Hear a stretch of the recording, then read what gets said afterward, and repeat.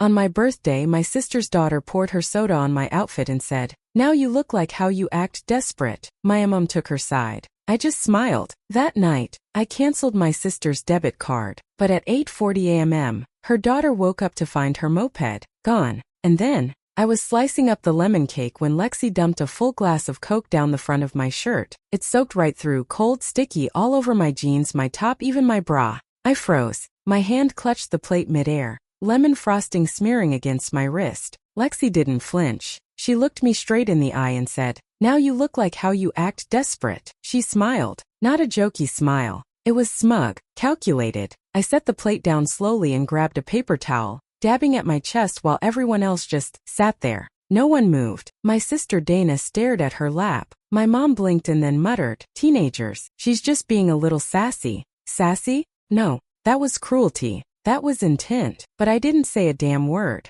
I smiled, tight-lipped, sharp around the edges but still a smile. "Accidents happen," I said, brushing past Lexi on the way to the bathroom. She didn't even turn her head. Inside, I stripped off my shirt and rinsed it in the sink. I could hear forks scraping on plates out there, fake laughter picking up again like nothing had happened. I stared at myself in the mirror. My cheeks were flushed, my hands shaking, Coke still dripping down my stomach. I had cooked all day for this, cleaned my apartment top to bottom, set the table with real dishes, lit a candle. I wanted to feel like family, like maybe this year things were shifting. But no, this was who they were, and who I'd been letting them be. I pulled on a hoodie, wiped off my face, and walked back out like nothing had happened. Sat down, ate cake, poured more wine. When Dana asked if I wanted to open gifts, I said sure. Like I wasn't still soaked underneath. Like her daughter didn't just humiliate me in my own damn home. But inside I was done. The next slice I handed out, I smiled wide. Too wide. My mom complimented the cake. Dana made a joke about the frosting being as extra as always. I laughed, but I was already making plans. Because that was the last time I let them walk in here and treat me like I didn't matter. They thought I'd shrug it off again. They thought they'd get away with it again. But I cleaned up the mess. I wiped it all off. I sat back down. And right then I made a promise to myself. Next time they came at me, they wouldn't see it coming. I refilled everyone's drinks. I laughed at a story Mom told about some lady at her church slipping on the choir riser. I passed out the leftover cake like everything was fine. The Coke had dried on my jeans by then. I didn't flinch, didn't blink, just smiled and nodded and played the role they expected. Dana even hugged me on the way out, said, "Thanks for having us." Like her daughter hadn't just drenched me in soda and spit in my face. I hugged her back. Once the door clicked shut, I dropped the smile. I walked straight to my desk, opened the drawer, and pulled out the sticky note I'd written Dana's debit card number on months ago. I had helped her book a flight to Arizona for a work training. She sent me the info over text, I typed it in, and she never asked me to delete it. I opened the banking app, logged in with her card number, clicked Report Suspicious Activity, and canceled the card. Just like that, her little lifeline froze. I could have stopped there. That would have been enough for some people. But I was just getting started. Lexi's precious moped, the one she posted nonstop about, did her little TikToks riding through the neighborhood, bragged about how independent she was, wasn't even hers. I bought it, flat out. Dana couldn't afford a car and begged me to help just temporarily. When Lexi's bike got stolen 2 years ago, "I'll pay you back once things settle down," Dana had said. They never did. The title was still in my name. The registration too. I never transferred it. She just took it like everything else. I walked to the kitchen and pulled open the second drawer, the one under the junk mail and scissors, and there they were. The keys, still on the bright pink keychain Lexi had added, like it was hers to decorate. I grabbed my phone and shot a text to Dave. "You still got space in the back lot? Need to store a scooter for a bit." He replied within 5 minutes. "Yeah, what's going on?" "Just moving some things around. Can I swing by tomorrow?" "Anytime. I'll be there all morning." I set my phone down. My fingers were still tight around the keys. I didn't even notice until I heard the metal clink against the counter. I looked down and smiled. Let them wonder. Let them panic. I took a shower, threw my Coke-soaked clothes into the hamper, and curled up on the couch with a blanket. My apartment smelled like lemon cake and spiced wine. The trash was still full of party napkins and dirty plates. I didn't clean it up. I didn't do the dishes. I just sat there, warm and calm, keys on the coffee table, my phone next to me like a loaded weapon. For once I didn't feel like the joke in the room. I didn't feel like the extra, the easy target, the one they could treat like a side character in their big dramatic lives. No, I was in charge now. I turned the TV on, something dumb and bright just to fill the silence, and let myself relax for the first time in a long damn while. I slept through the night. No tossing. No staring at the ceiling. No late night scrolling. That morning was going to be the first time in years I took something back that was mine. And this time nobody was going to stop me. I was up before 7, keys in my pocket, hoodie on, hair tied back. The sun wasn't even fully up yet. Just that hazy blue light that makes everything feel like it's holding its breath. I didn't bother with breakfast. Just grabbed the keys and headed out. The moped was parked on the curb like always, right in front of Dana's duplex 4 blocks over. No one was out, not a soul. I rolled it quietly down the street before firing it up 2 blocks away. 10 minutes later, I pulled into the back lot of Dave's shop, a quiet little garage on the edge of town with a row of half-dead pickups and one stripped-down Mustang he swore he'd fix someday. He met me outside, half asleep, cradling a mug of black coffee. "That it?" he asked. I nodded. "Appreciate the space. You need anything done to it?" "Nope, just need it off the street." Dave didn't press. That's why I trusted him. He helped me wheel it into the far back unit, padlocked, camera on the corner. Nobody came back there without his say-so. The second the door slammed shut, I felt it. That calm, like a switch flipped. I walked home, made a cup of coffee, opened my blinds, sat on the couch and waited. Didn't take long. At 9:12 exactly, Lexi walked out in her ratty slippers and pajama shorts, phone in hand, probably ready to snap some picture of her rise and grind morning. She stopped dead at the curb. Her head snapped left then right. She stepped off the porch like maybe she parked it different yesterday. She walked up and down the sidewalk, looked behind a neighbor's car. Then her pace picked up, phone to her ear, talking fast, one hand flying up like she was explaining something that made no sense. Her voice carried just enough that I could hear the edge of panic in it. She turned in circles twice, like the damn thing might reappear if she looked hard enough. I sipped my coffee and smiled into the rim of the mug. 20 minutes later, a white Honda screeched into the driveway. Dana jumped out before the engine even shut off. "What do you mean it's gone?" she barked, loud enough for the whole block. Lexi said something back, arms crossed, voice sharp. "Did you lock it?" Dana yelled. "Yes, I locked it." "Where are the keys?" "In my bag. I always keep them in. I didn't even use it yesterday." I leaned back in my chair by the window and watched it unfold like a movie. Dana was pacing now, hand on her head, voice rising. Lexi looked like she wanted to disappear. They circled each other in the driveway, voices climbing, both trying to talk over the other. Eventually, Dana threw her hands in the air, stormed back to the car and peeled off. Lexi stood there for a second, then pulled out her phone again and started typing like her life depended on it, probably tweeting something dramatic or texting every friend she had. I stayed inside. No sudden moves, no calls, no posts. I cleaned the dishes from last night and folded laundry. Every now and then I checked out the window. By noon my phone buzzed. "Dana." I answered with a casual, "Hey." "Hey," she snapped. "Listen, have you seen anything weird around the neighborhood lately?" I played dumb. "Weird how?" "Lexi's moped got stolen. Right out from the curb. Middle of the night." I let out a soft gasp. "No way. I swear this area's gotten so bad. Cops aren't even taking it seriously. They said to file a report online. Can you believe that?" I kept my voice neutral. "That's awful. Did Lexi maybe leave the keys in it?" "Of course not," she said too fast. "She's not stupid." "I didn't say she was." Dana sighed hard through the phone. "It's just this whole thing is ridiculous. I'm gonna check the neighbor's cameras later. Someone had to have seen something." "Yeah, hopefully," I said. She didn't say goodbye before hanging up, just clicked off mid-breath. I put my phone down and opened the blinds a little wider. Lexi was still outside, pacing, phone in hand, scanning the street like the moped might roll back into place any second. I poured myself another cup of coffee. The next morning I was barely through my first cup of coffee when Dana's name lit up my phone again. "Hey," I answered, keeping my tone easy. She didn't even say hello. "So my bank froze my damn account." I made a small wow sound. They said there was some kind of security concern on the card I use most. The one I had linked to like everything. Yikes. "That sucks,"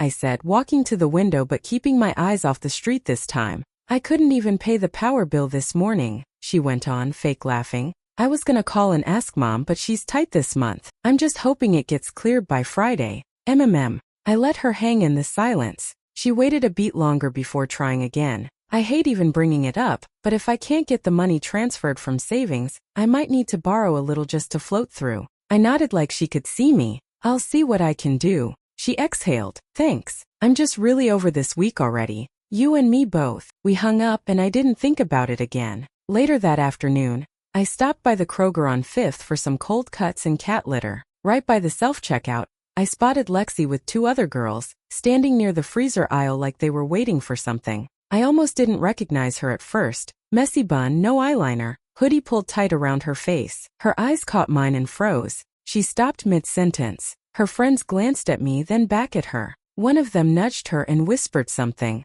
Lexi leaned in, murmured something back with a smirk, and then they all looked at me, just long enough for it to sting. The kind of look teenage girls mastered before they even knew how to drive. I walked straight past without flinching. As I passed, I caught it. Lexi's voice under her breath. Bet she knows exactly where it is. One of her friends giggled. I didn't stop. I didn't turn. I bagged my stuff, smiled at the cashier like nothing was wrong, and walked out slow and steady. By evening, Dana called again. I almost let it go to voicemail, but I was too curious. Hey, I said. Quick question, she said, clipped. You haven't seen anyone weird around our place, have you? I tilted my head. Weird how? Like hanging around? Or messing with stuff? Anyone on a bike or I don't know, snooping? Not really. I mean, I've been home most of the week. Haven't seen much. Dana sighed hard through her nose. It's just weird, you know? The way it vanished. No noise, no witnesses. I think it was taken on purpose. On purpose. I said like the words were foreign.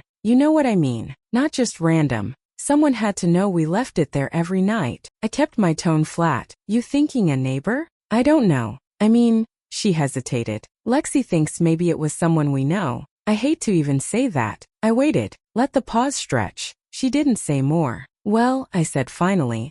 I hope not. That would suck. She mumbled a tired yeah. And we hung up. 10 minutes later, Mom called. I answered with a wary, hey, what's up? Dana's a mess, Mom said, skipping any warm-up. She thinks someone in the family might have taken the bike. I let out a soft laugh. Seriously, she's not accusing anyone directly, Mom added fast. She just said it's strange. With the bank stuff too. And you know how close you live. Oh, so now it's my zip code's fault? I didn't say that. You didn't have to. She went quiet for a second. I'm just saying, if you hear anything, maybe keep your ears open. Sure, I said. If I hear about a moped black market ring operating out of my building, you'll be the first to know. She didn't appreciate that, but I was done making it easy. After we hung up, I sat on the couch and watched the sun dip behind the neighbor's garage. The quiet was nice, real nice. Let them whisper, let them wonder. They still had no idea who they were dealing with. The next morning, my phone buzzed at 7:43 a.m.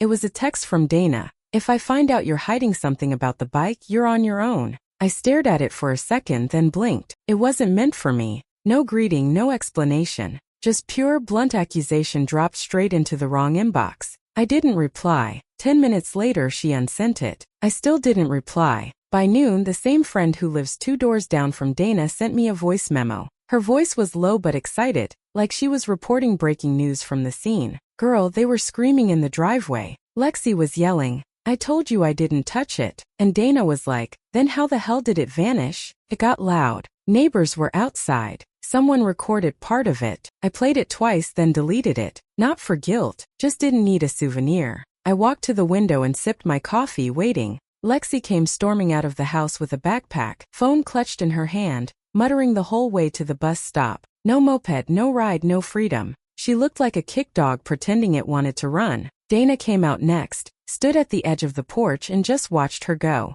No goodbye, no call out, just a blank stare and a clenched jaw. I kept watching until they were both gone. Then I sat back down on the couch and opened my laptop, emailed a client, paid a bill, ordered Thai for lunch. Around 3 p.m. Another text from Dana popped up. Do you still have the card info you used for my hotel last year? My account's still frozen and I might need to use it for one night. I'll pay you back Friday. I left it on read. A few minutes later, she sent a follow-up. Forget it. I'll figure it out. I didn't respond to that either. Later that night, I was brushing my teeth when I heard yelling again. Muffled this time but angry. I opened the window just enough to hear Dana's voice cutting through the wall. Check your damn backpack again. I already did. I don't care, check it. Check the whole house. I didn't lose the keys. I shut the window and turned the water off. Even with the glass closed, I could still hear them snapping at each other through the night air. That tension, sharp, raw, constant. It was eating them alive. And I hadn't said a word, hadn't raised my voice, hadn't even left the building.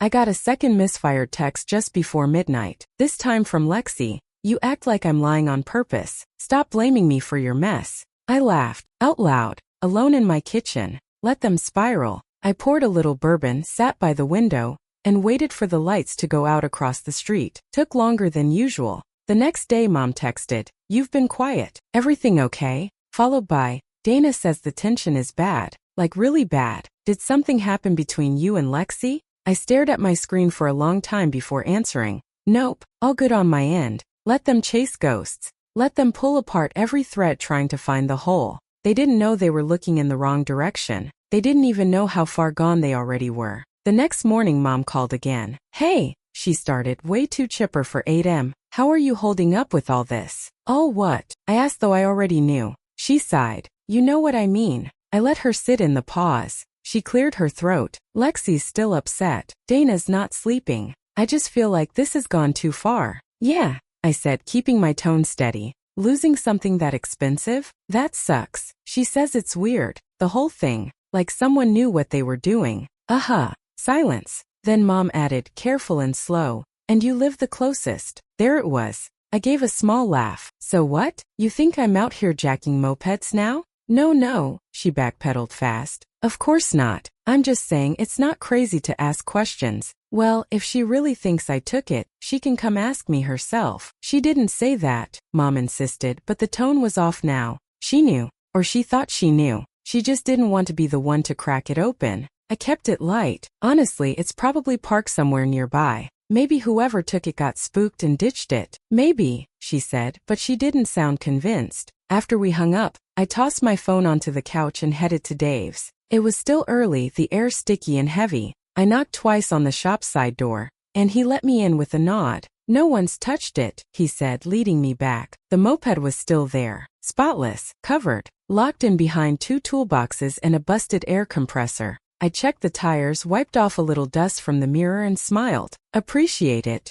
I told him. "You're not gonna tell me what this is about, are you?" "Nope," he shrugged. "Cool." I left it right where it was. Back home I got another call, Dana this time. "So, I'm thinking about filing insurance," she said without a hello. "For the moped." I leaned back in my chair. "You think it qualifies?" "That's the thing. I don't know. Technically it wasn't in my name, but I've had it for 2 years. I raised my eyebrows. "You didn't transfer it?" She paused. "No, I meant to, but it got buried. I've got proof I've paid for gas and maintenance. Might not be enough." "I just want this over with," she snapped. "You should do what feels right," I said. She exhaled sharply. "Everything's a damn mess." Yeah, it was. And it wasn't just about the missing scooter anymore. A few hours later I got a text from Lexi, or maybe from Dana using her phone, that said, "Need to talk?" No punctuation, no name. I didn't reply. By the end of the day, I heard from another friend that Lexi was grounded, indefinitely. Dana had taken her phone,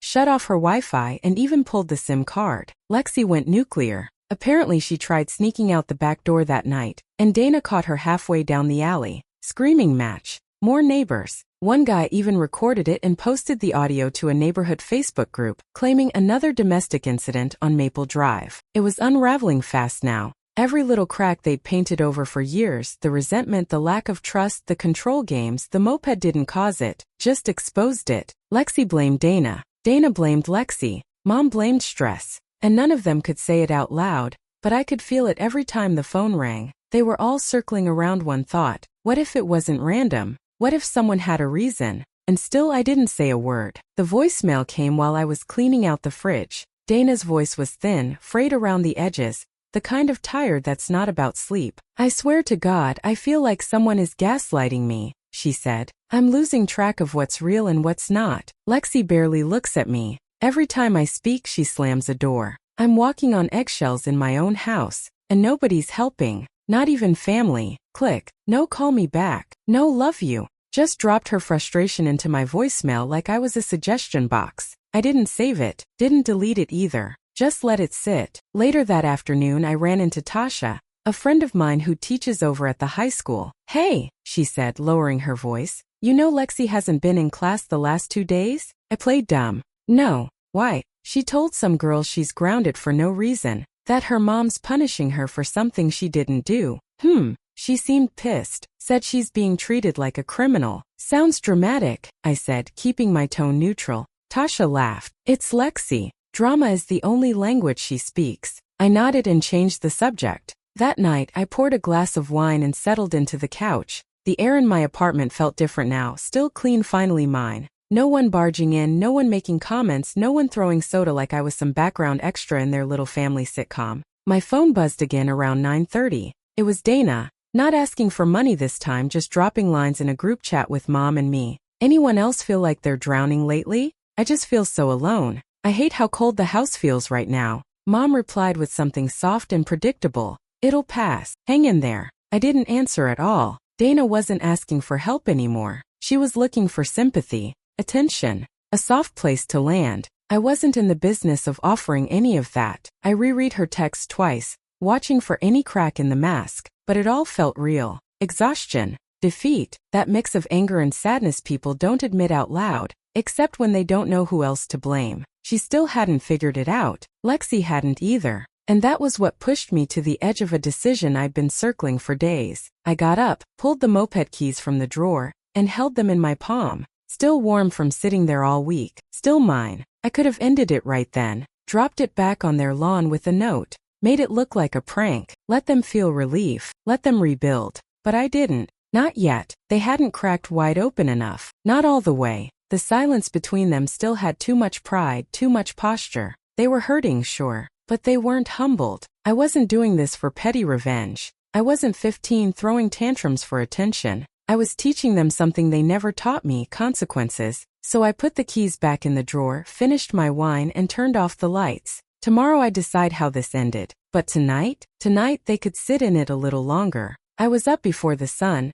hoodie zipped, keys in my hand. No music, no noise, just the soft clink of metal and the low hum in my chest. Dave didn't ask questions when I swung by to pick it up, just opened the back door and waved me through. The moped fired right up, like it hadn't spent a week locked away while the world spun sideways. I rode slow, quiet, steady, taking side streets and keeping my head down. No one saw me. I made sure of it. 2 blocks from Dana's, I killed the engine and rolled it the rest of the way. The cul-de-sac was mostly empty, just a few cars in driveways and a jogger passing with headphones on. I parked it under a tree, angled just right so it looked casually abandoned, not hidden, just forgotten. I wiped it down with the rag I'd stuffed in my pocket, hit every surface, handlebars, seat, mirrors, grips. Not because I was scared, just because I wanted it clean. I slid the keys under the seat, stood up and looked at it one last time. Then I walked home. No rush, no nerves. I even stopped for a coffee at the corner shop like it was any other Tuesday. By lunch, Dana texted,